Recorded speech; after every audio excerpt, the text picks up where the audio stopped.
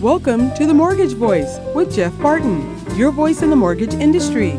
Each week on this program, Jeff and his guests share their expertise, personal anecdotes, and the latest industry news to keep you in the loop. Now, to provide you with insight and help you navigate the consistently changing world of real estate lending, here is your host for The Mortgage Voice, Jeff Barton. Welcome back, everybody. I am Jeff Barton, your voice in the mortgage industry, and welcome to the show. Thank you very much for listening, tuning in each and every week. We bring to you answers to questions like, can I afford a mortgage? Will there be anything I can buy when I can afford a mortgage? Why are property values going up? How come I have to continue to give documentation to my loan officer when I already gave him all the all the information that he asked for? All of these questions and more we try to get to each and every week. Most of the things that we talk about are reasons for things happening, i.e., why is inflation happening and what does it have to do with my loan? How come the funds available for my loan cost me more money today than they did yesterday? Okay, so some of these questions are universal and they happen in every market, but specifically to this market, when we talk about rising interest rates, we usually talk about environmental issues or issues having to do with regulatory issues at the federal or state level. Let's talk quickly about, let me choose one of them. Let's talk about, the default on the debt. Now, national politics is not what this show does, and I don't choose sides. I have opinions, but they're so weak and so easily discarded that you can just laugh at them. However, the debt. Why is the debt important to me who is trying to get a mortgage to buy a house in a certain state in the country? Why is this important? Well, most of it has to do with lender and lender risk. There are 5 or 6, maybe 7 large institutional banks in the U.S. Everybody knows who they are. Bank of America, Wells Fargo, Chase, Citicorp, Mellon, I don't know, there's 3 or 4 others. And these banks are the ones that determine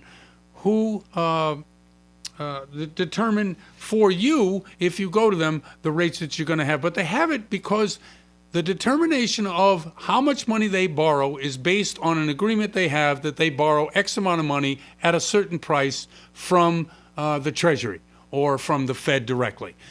These big, large institutions are affected by the littlest bump in the road.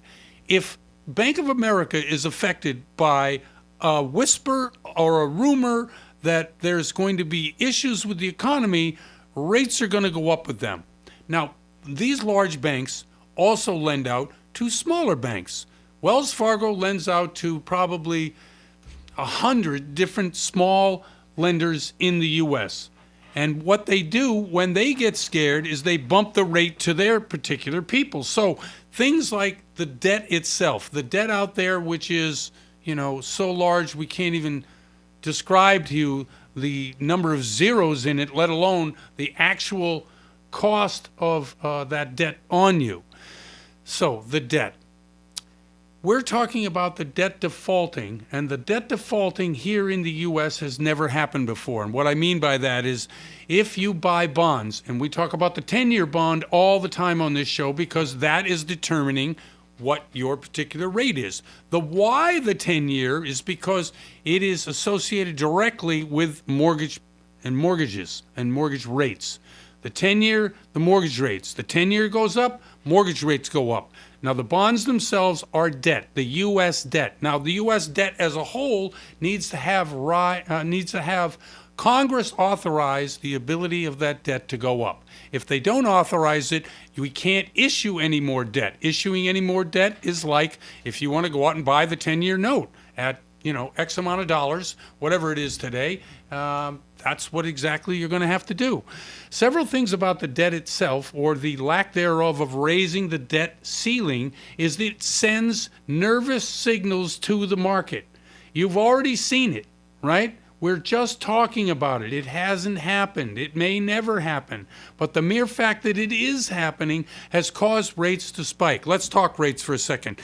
The 30-year fixed rate, which was 2 weeks ago at 2.88 or 2.75 to 2.88 is now at 3.16. May not seem a lot, but if you're borrowing $1 billion, if you're borrowing $100 billion, basis points, which is if you take a percentage of your loan, 1% or 1 point, and divide it by 100, one of those hundreds is a basis point. So basis points themselves represent a percentage of 1% of the loan or 1% of the amount that you're basis pointing, okay? So if in fact we've gone from 2.75 to 3.16, you figure it out. That's over a quarter point. And that's a big deal if you're borrowing in the billions of dollars. So therefore, that's not a good thing. The 15-year is at 2.60, again up. The FHA is at 2.80, again up. 3.19 for jumbo, and that's only up a little bit. The jumbo market doesn't fluctuate as much. 2.75 for the 5/1 ARM. Now the 10-year. So the yield on the 10-year is why rates have to go up on the mortgage interest rate. Why? Because if you're enticing people to buy your debt, you have to offer them something that they aren't currently getting if, in fact, they don't want to buy it.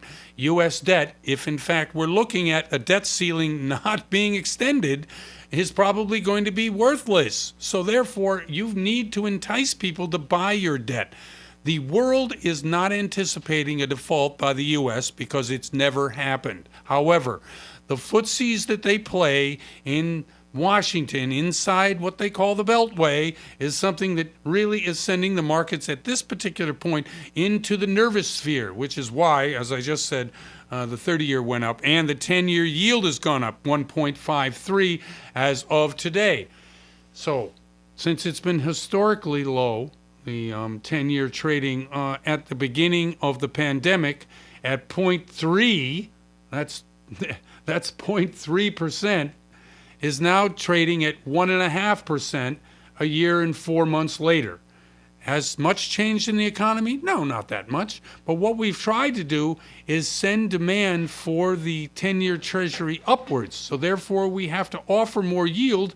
By offering more yield, somebody's got to pay for it. And that comes in the form of raising the interest rate on mortgages that they sell you. That's why the debt and what happens with the debt and how Main Street banks look at it, how they get nervous about it, and how, the trickle-down effect to every other institution out there who has borrowed either from the Big Five or the Big Seven or has a direct line with an independent that they then use to fund loans. All of this is a problem. It's a problem that we really have no answer for until they, extend the debt limit. Now, what is the debt limit? Does anybody know? What is it, $28 trillion? Think about that for a second, right?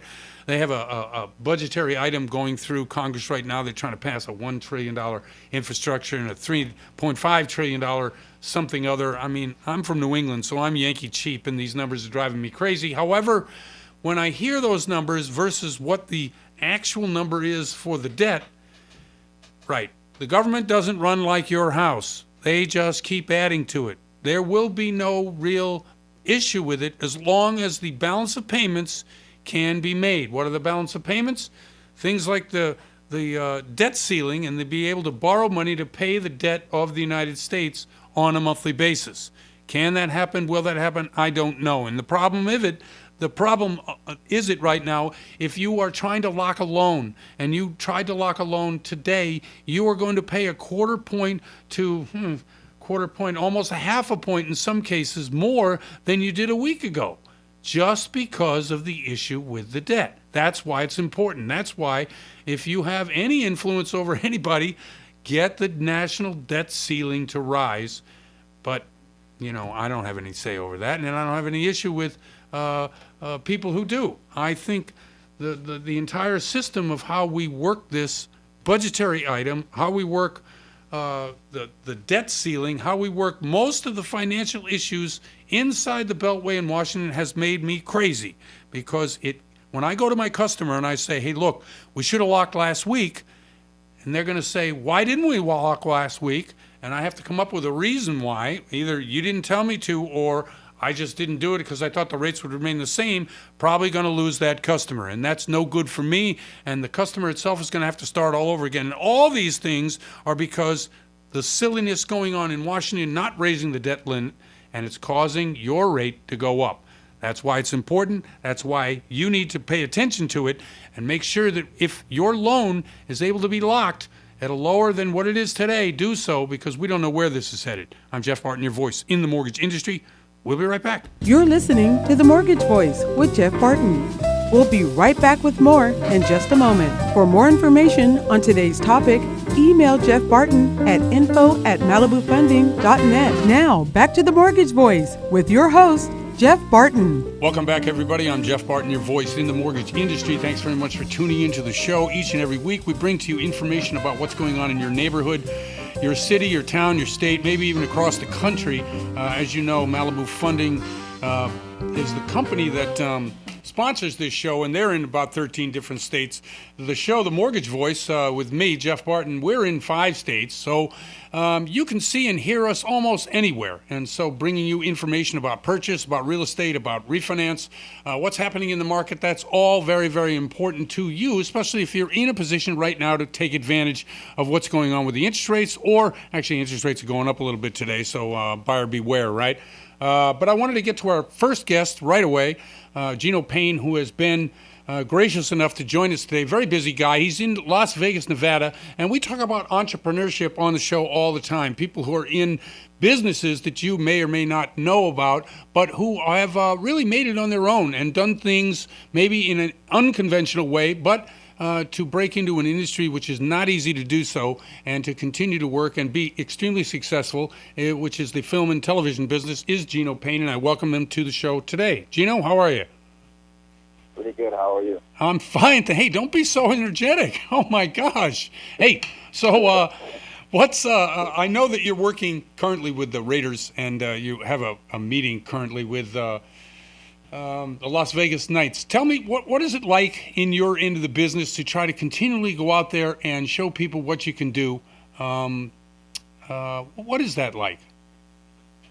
Well, I mean, it's actually in television and film production in Las Vegas. It's actually quite different from how it is if you just hop over the mountain to L.A. It's quite different here, whereas there's not a ton of competition in that field. And so a lot of us who are really sort of operating at the top of the craft, I mean, it's mostly just word of mouth. We really don't sort of reach out to the teams. The teams reach out to us. Like when the Raiders came in town, when the Knights came in town, they reached out to us, and me and a couple other guys, and then the Raiders followed through. They kind of asked the Knights, who's the guy that are not going to mess with us, and they send them a list, and then they have to try to fill the other roles after that list. There's many people in our listening audience. We're from Albuquerque all the way up to Tahoe, and certainly in Southern California as well as Las Vegas on the radio. A lot of people in our listening area who love that business, and they love the fact that there's some romantic elements to it, not physically romantic, but just the idea that you're a star and you're working with stars. What's the reality of working in that business? Well, the best way to say it is, I forget who said it, but Hollywood is not a red carpet. I mean, it's hangar doors at 5 a.m. in the morning. It's dusty sound stages, and 16, sometimes 14 to 16-hour days inside of these large hangars. I mean, that's the stuff that where the cameras come out that most people think of. But yeah, I mean, it's a lot of trying to create perfection that doesn't happen. It's not like we're saving lives or anything. Right. Right. But there's a lot of high focus, time and hard work. Organization, being able to lead people, obviously knowing the job technically is all part of what you do. What's the part that you enjoy the most? I mean, I love the storytelling element of it, right? Mm-hmm. Jeff, you and I actually worked on a project together here recently, and the stories that come out of even a project that's non-scripted, these are real life stories. Hearing stories, reflecting those stories, and sharing that, I think is really cool because film, television, radio, these are elements where you get to experience a life or a part of someone's life that you don't have to pay the price for life, right? The price for experiences is risk. So you don't have to pay that price, right? You just get to hear that story, get that experience, and take that lesson with you. And so that's my favorite part is it's the story element of it. And telling that story to a specific audience or a greater audience, depending on whatever the medium is, I guess that's the technical knowledge that you have to bring, because there's many different formats nowadays, especially with the different production companies, the different ways that you can deliver content. Do you find it easier working in one medium than another? Yeah, I mean, there's certainly mediums that are much, much easier. I'd say, like, television is quite easy. It's dying a bit. Right. If it's not live sports or anything like that, it's pretty much dying art. But television is much easier, and then film, and then I would say social media. That kind of area is the growing, developing final frontier that we're on right now, and it's ever changing, ever growing. You're targeting an audience that's young, and they're hard to advertise to. They're hard to sell on anything because they've been born since all the tricks that we created. They were born into it, so they know how it goes. Yeah, that's interesting that you say that. On our show, what we do is we do talk a lot about how realtors and how loan companies advertise and how they're going to get to the next generation. Who are the people that are going to be able to afford a house, get a job, to be able to pay for the down payment and afford the mortgage payments? How do you reach these people? Obviously, traditionally, we've been doing it through radio, even newspapers, magazines, television. What in the social media area, because it's growing and it's new, where do you see some of the advantages of someone who obviously, like yourself, has insight into how to deliver content, but where do you see maybe the next frontier in terms of whether it's a TikTok or Instagram or maybe a different way by which to deliver this?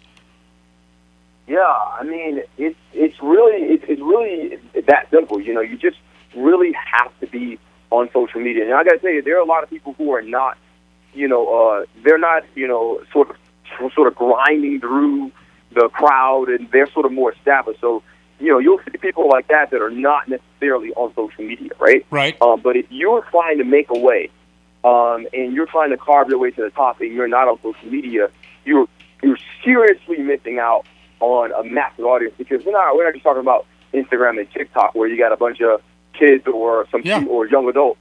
We're talking Facebook and Twitter. And to be quite frank, TikTok has a lot of adults on them as well. Yep. I mean, you could spend an hour going down a rabbit hole on TikTok. Yep, you sure can, right? Yeah, I mean, so getting on TikTok, getting on all these social medias is just essential because, see, I was shooting an event, and a woman walked up to me and she said, where's your business card? And I said, if you give me a business card, I said, I'm sorry, I don't have one. Let's link on social media. Right. And she kind of looked at me, and she didn't hold back. She said, you don't have a business card? What kind of a business person are you? And I didn't have the time to explain that. Right. I didn't have the time to explain that a business card, if I give you my business card and I send you to my website, what you're going to see is the very best of everything I've ever done. You're never going to see any of the things that I'm not so excited about. You're never going to see how many days I'm actually working and who I'm working with and all this stuff. You're really just going to see the very best of what I want you to see. But if you're with someone on social media, you can see how active they are, how engaged their clientele and their audience is. You can see not just that, but you can see how well other people respond to their stuff. You have an immediate access to a tremendous referral base. Everyone that's following them, that's working with them, you can just reach right out to them without asking for any permission. You get to see the best stuff. You get to see the stuff that they put out, and before they knew it wasn't going to pop off or flop. You just get a more real-time, active point of view of everything they're doing, and it's harder for them to fake it. As fake as social media is, it's harder to fake social media than it is a website.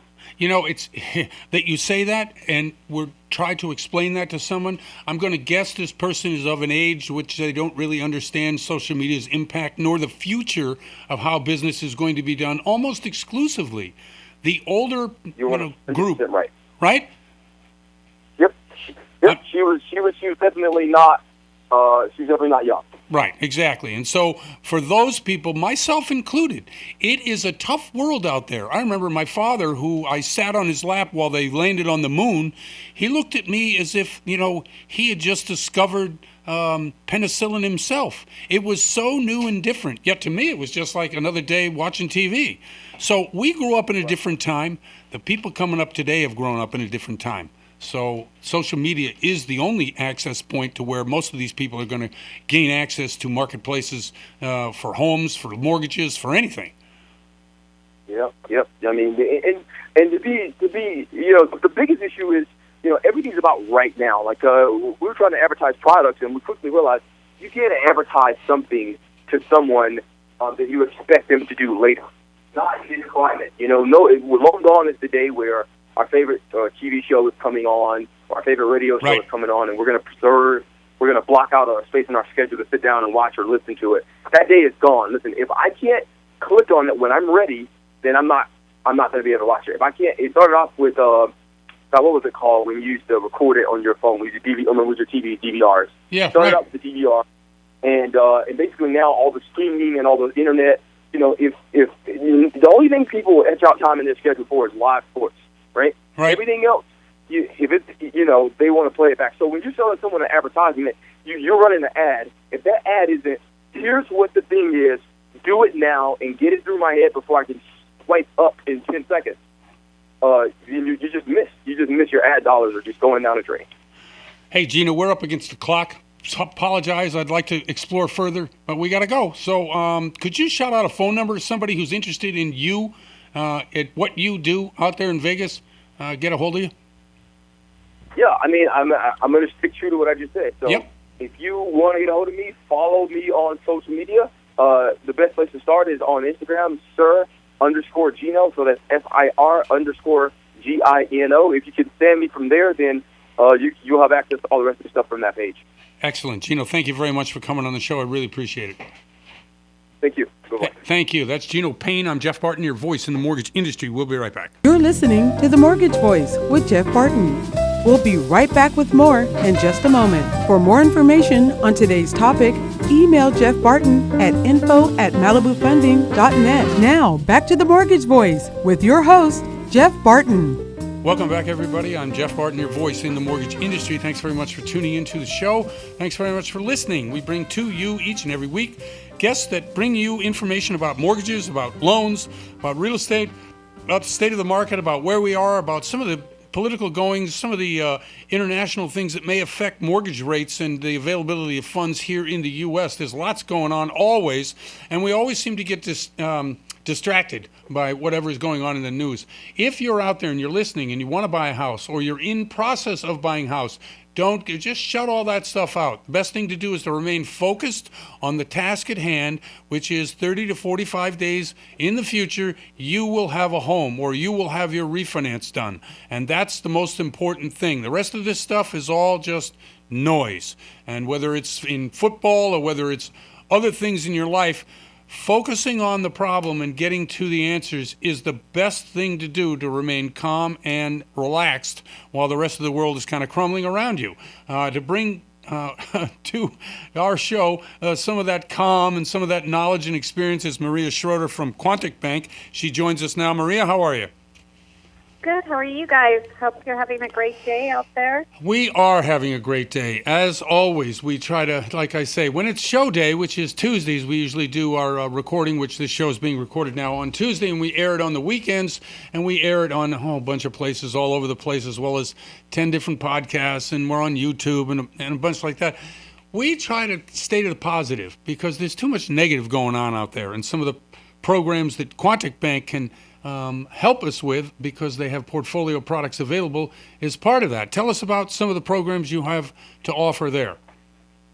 Well, one of the great things, especially with some of the negative, we're kind of at a tail end of a worldwide pandemic, which really impacted the self-employed small business owners. I agree, and I think that there's a lot of hesitations with self-employed borrowers and small business owners thinking that they can't buy a house until they're completely out of it, and that's not the case.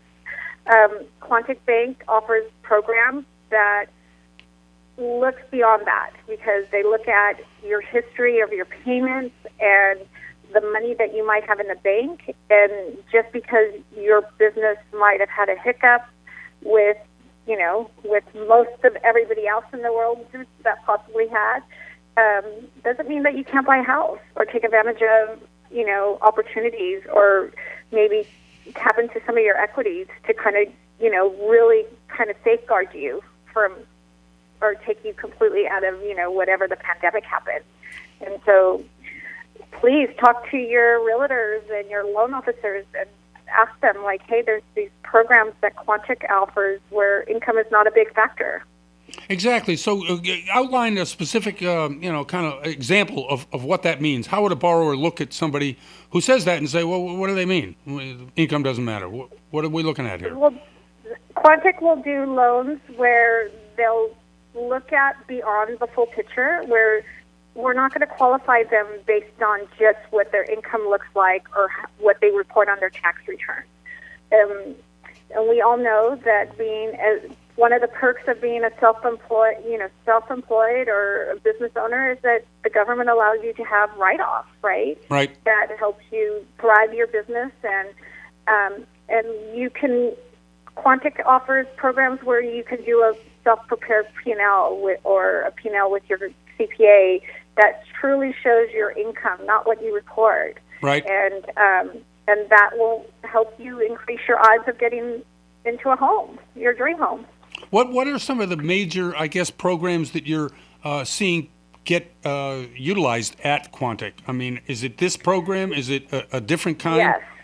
This is pretty much our bread and butter because we have our special designation that allows us to have this program. So it's then where we allow, where we can, that's basically it. Because, you can go to any bank on the corner and get a conventional loan where you can show 2 years tax returns, your, consistency in income or no decline in your income, which is pretty much hard to do when we had a worldwide pandemic, right? Right, for the of last course. 2 years. Well, Maybe the last right. year was great, and that's where, lenders like Quantic or, the alt lenders out there are a huge solution, No, I think that's true, and I think because of that fact, you should be seeing an uptick in business when rates go up because those types of loans are now going to be even further out of reach just because it's going to be more costly. And the documentation, when rates go up, the documentation is going to go up too, right, for a lot of these lenders because they're going to see Correct. a tightening market and credit's going to get tight. Your particular bank having the reverse of that, meaning that if you show what your business is doing or you have bank statement programs or a no-income type of loan, obviously the demand for your product is going to go up. Yes, and then, and we definitely want clients that, because the income might be a little bit less encumbersome.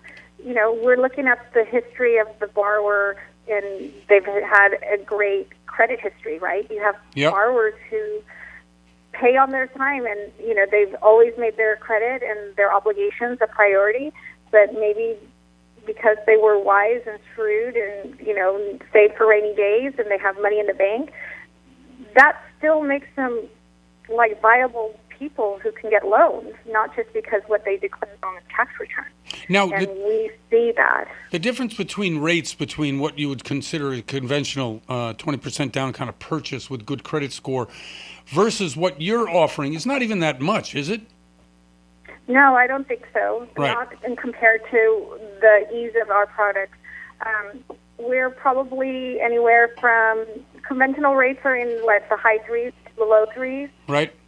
Low three to mid threes, and we're probably low fives to mid fives. Right. But you have to understand, maybe that extra $500 in payment is way more favorable than paying hundreds of thousands of dollars or tens of thousands of dollars in taxes in order for you to qualify for that. Well, that's the trade-off, right? Loan. That's exactly right. If you're looking at write-offs for your business or your person, and you're weighing that against declaring all that income with which to get approved for this loan at a lower rate, like you say, paying the taxes. The full boat on taxes without the write-offs is substantial, especially for business, which I believe business tax rates are much higher than they are in the personal tax rate anyway. So it really depends. And how do you differentiate that when you're looking at a person? Is it business? Is it personal bank accounts? What are you looking at? Would you just look at a profit and loss that's I done see. by you and your CPA or your tax preparer, and that kind of gives us an indication of what you profit, what your true profit is, what you put in your, what you pay yourself. Not because, so I would not, if I was a self-employed business owner, I would always I'd rather keep the money to myself and maybe pay extra $500 and have that extra write-off on my taxes versus giving it away. And because you could take that, instead of paying that taxes, you could invest in your home, you can invest in yourself, you can invest in your business to grow. What typical credit scores are you looking at for these types of loans?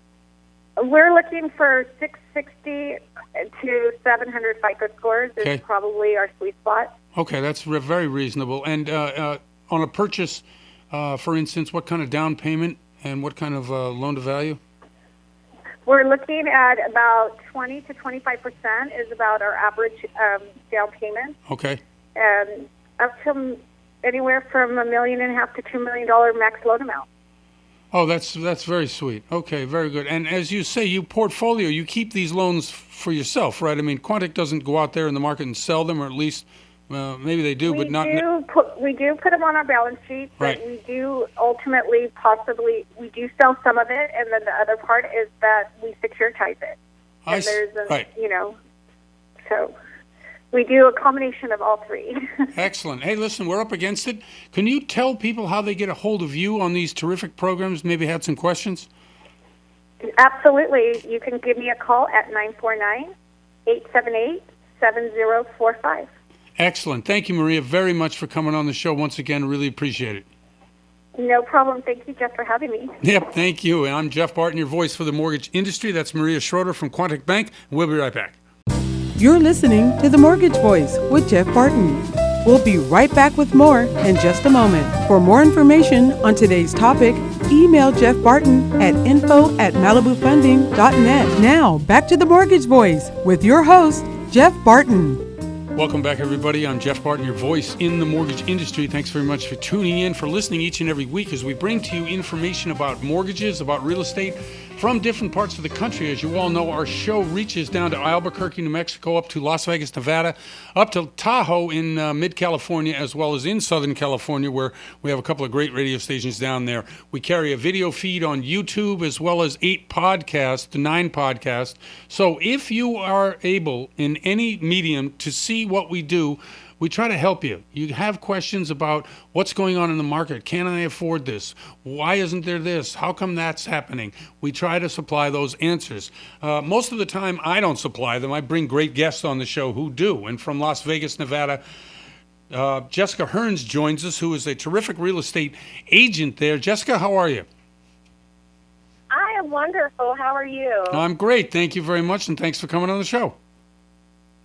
I am happy to be here. Excellent. Okay, first off, tell us a little bit about what's happening in the market. I know we've experienced a very competitive summer, I guess, and now we're into fall. What's happening now? Right now, we are still in the midst of a seller's market. So out here in Nevada, the inventory is still low. However, I am seeing an increase in the homes that are available in the market. So it is slowly starting to slow down and settle.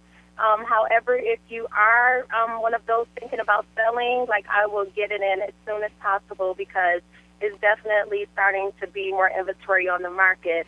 And also, a lot of those homes that were in forbearance are slowly starting to come out. So with that being said, either hopefully they were financially able to get caught up on those payments, and if not, a lot of those homeowners will get ready to start selling their homes too as well to avoid foreclosure. So yeah, interesting that you say that. What's going on right now? Yeah, thank you. The forbearance part of it, interesting. Do you think that we'll see any of that forbearance hit the market in terms of properties being foreclosed on? I'll say maybe like a good 10% of those people, which will still be a lot, because I think around 444,000 homes went into the forbearance program. So it really depends on those people who will be able to get out of it, because they're going to definitely try to avoid getting foreclosed on. So it definitely will have a significant change in the market as far as homes being up for sale, because a lot of people didn't get jobs or didn't, get back into their career or get those hours that they were used to, so they're still not able to afford those mortgage payments. Yeah, it's interesting. We read or hear about a lot of jobs being available of over 10 million, yet there are 8 million people out of work. Yet at the same time, we're still in the midst of pretty heavy, 1.5 million people nationwide still in forbearance. I don't know where it's going to shake out. So employment in Vegas, are you seeing it increase, decrease? How are the casinos doing? As far as employment in Vegas, I used to work in the casino industry, and they cut down a bit on staff. Like as many table games as far as the dealers, there's a lot of the table games haven't opened back up. They're still keeping it spaced out. So I see. They cut a lot of staff. It depends on which casino, which property. Some of them, a lot of people have been coming back, but yeah, it's in definitely with Resort World opening, that opened a lot of positions for employment as well. But the casinos have definitely reduced their employment, and I don't see it going back up anytime soon with the way everything is panning out. Okay, so and a lot of times, now you have to, be vaccinated for employment in a lot of places, especially right. with the Raiders facility. So, that has an impact as well. Yeah, I think that's true. In a lot of businesses, in your business in particular, how are you dealing with that when you have to show a house or whether you list a house and people are coming in? Is it still as strict and stringent as it had been during the peak of the pandemic? The thing with the real estate, people are still wanting to purchase homes. People are still wanting to sell. We're being very careful with it. I offer my clients hand sanitizer before and after we enter the home. We always have our face masks on, and I give my clients their space. So I do make sure I social distance with them and just keep, my 6 feet away from them as well, just to be safe and cautious for everyone. Now, the price of homes in Vegas, whether it's a high-rise or whether it's a single family, have really increased. The equity in the homes has really gone up over the last couple of years. How has it affected the buyers? Are there still, you were saying that there's more inventory, but with lack of, some of the casinos hiring back all their employees, do you see buyers still as plentiful, or are they out-of-state buyers? Where are the buyers coming from? I've noticed a lot of buyers are coming in from California because they can right. get a lot more for their money here. Right. So and we're getting a lot of cash buyers coming in, and they're purchasing up the homes. Like, they don't care what the rate is. They're coming in cash, overing offers. So for the standard buyers who have their mortgage loans and, barely saved to be able to put their down payment, it's a little tough for them. Yep. Because the offers that are getting accepted are the people who are coming in offering $10,000 or $15,000 over the appraised value. Yeah. But I am slowly seeing a big decrease in that, and I'm seeing some people there doing price drops on their homes.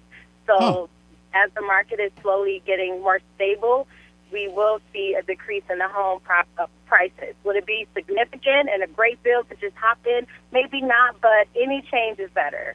What do you do with your business? Are you a buyer's agent? Are you a seller's agent? Do you do both? What are you doing? I do both. I work with buyers and sellers. Okay. I also work with investors, and I work with new construction homes. I sell those as well. So I pretty much specialize in all of those areas. I see. And high end versus low end. What is the high end now in Vegas? The high end average, especially if you're in the Henderson market, for a single family, I would say around, depending on what you're looking for. Like, I have a client now, they're looking for a house with a pool, at least 4 bedrooms in the Henderson area and South Las Vegas area. And for a home like that, you're looking at around anywhere between $650,000 to $50,000 or more. I see. And for the average single-family home, it's even just in Nevada alone, the average single-family home has now risen to around $400,000. So yeah, right, exactly. Definitely increased. Back in 2008, I was we were working out there, and I had an opportunity to buy a bunch of condos at like $20,000, $25,000. I'm still kicking myself that I never took advantage. Do you see that the market may be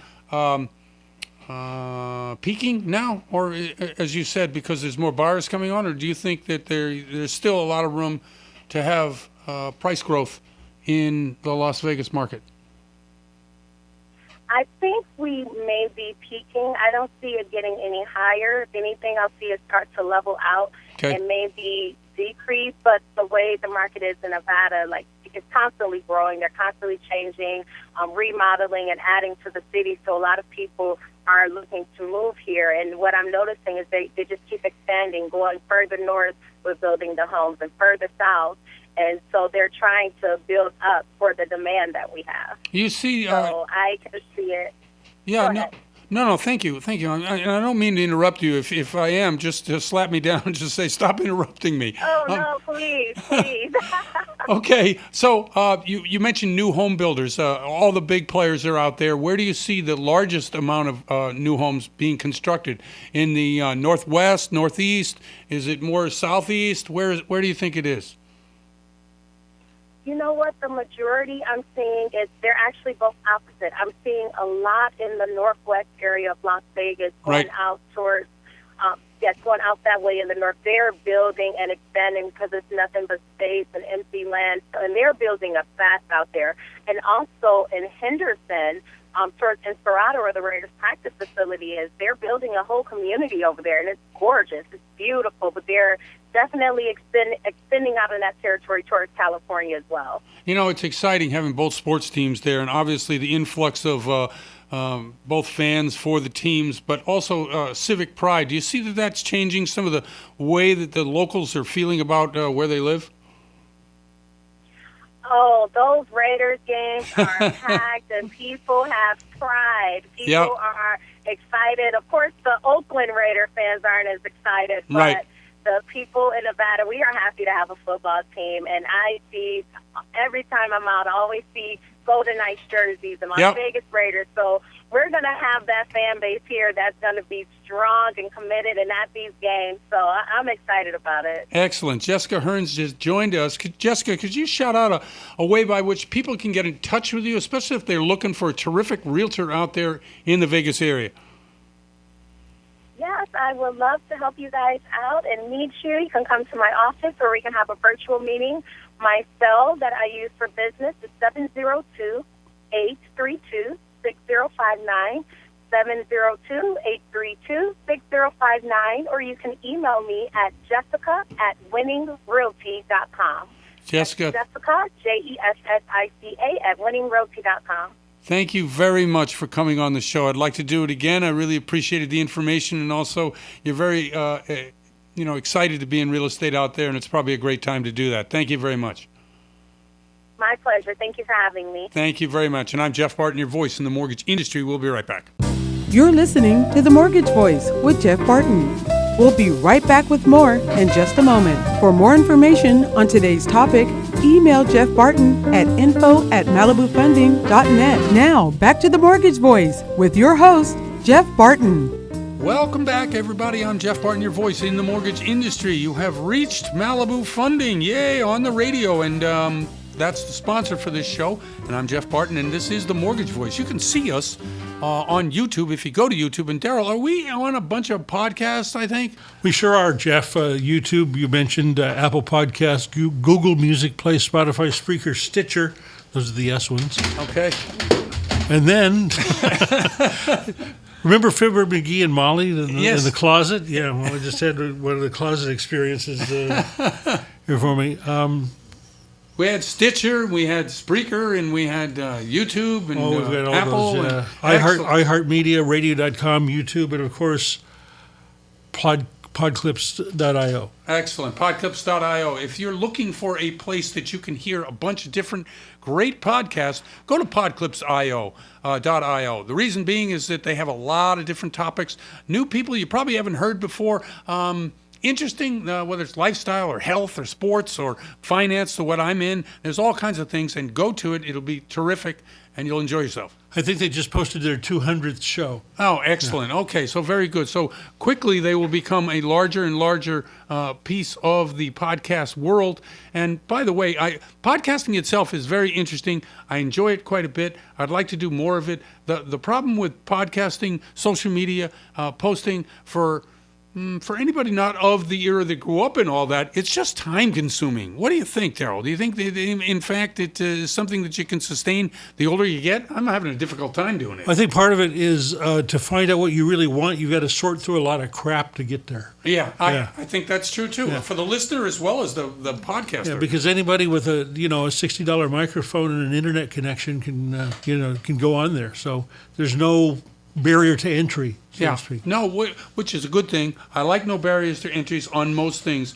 Like you say, though, trying to be somebody in a world that everybody can be somebody is not easy. True, and getting a name for yourself, and the people that are really successful are the people that advertise and let people know that they're there, right? Right. It's like if the tree falls in the woods. Right. Did anybody hear it? Right. Exactly right. Okay, let's get to a couple of things I wanted to now. Thank you, Daryl. Climate change, home prices, inflation. They all have something in common, and they all have something to do with what you need to do if you're trying to buy a house or you want to refi. Rates themselves really cost you. Quarter point over a certain number of years is going to cost you tens and thousands of dollars. Why pay when you don't have to? Getting a lower interest rate is about paying attention to what happens in the bond market. We talked about it in an earlier section, so we don't have to go through that again. But some of the other things that we have to talk about, inflation. Inflation is, as somebody said to me, inflation, this is not your grandmother's inflation. Now, what do they mean by that? Inflation in general occurs when somebody wants something more than there is. Therefore, the price of that thing goes up. That's inflation. The point to this economist who was talking, they said, this isn't about demand. This is about supply. And I'm thinking, well, what's the difference between supply and what's the difference between supply and demand? Well, in a demand market, you are trying to keep up with what is wanted by the consumer. In a supply issue, you're just not making enough for just what either was happening or what is needed.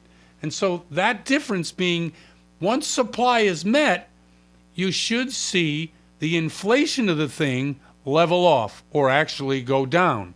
If demand is finally met, you will have hit a price range, a price peak that probably will sustain. So when they talk about inflation, and if you're out there, food's gone up, restaurant prices have gone up. Certainly cars have gone up. Certainly used cars have gone up. Anything having to do with repair work has gone up. That's because a lot of what is supplied has been reduced. You've been to the restaurant, there's one person working 97 tables. That's a reduction in the supply of workers for that particular job, which is why prices on the menu went up. That's what they say, right? If you had more people working, you would have less demand because you would have people in and out the door more quickly. That's what we're talking about here. So supply itself needs to be increased. If we talk about transitory, or transitional rather, that's what they talk, not transitory, transitional. So this really means when supply has caught up with demand, you will see a leveling off of prices and an eventual reduction in the price that you pay. That's what we're talking about. So in circumstances where we're talking about product for housing, one of the reasons we've seen such a spike in prices is because we have a lack of housing. Now, we've had a lack of housing, as we've talked about many, many times on this show, for 12 years, 13 years. We've been building 1 million less houses a year than we actually need. Now, because we're dealing in a marketplace that is, what do you have now? We want it now. And because it's unavailable, prices are going to go up if you want something that is available. That's a supply issue. Will the housing market be resupplied, or will the supply for housing go up? Will it go up? We've seen the forbearance, right, issues, and we have about 1.5 million properties right now still in forbearance. I get calls all the time from customers who say, hey, are we going to see some of this product? Well, harken back to 2007, 2008, when we had the mortgage meltdown or the Great Recession or whatever you want to call it. When that happened, what we had were millions of homes that went into foreclosure because they couldn't pay their mortgage. They didn't have this moratorium. They just went right to foreclosure. What happened to those properties? Were they listed on the market? Were we able as consumers to buy those foreclosed homes and to quickly get a great deal? The answer was no. What's the answer in today's market? The answer is no. You're not going to see any of these properties. The reason is that most of the banks who are holding the paper are going to do a workout. Once people are back working, they're going to pay current, and most of that debt is going to be attached to the back end of the loan. However they amortize it, I don't know if they've worked that out, but that's what's going to happen. Nobody wants to kick anybody out of a house. In the 2007-2008 Great Recession, in those days, there were still tremendous consumer protections in most metropolitan areas and most large states.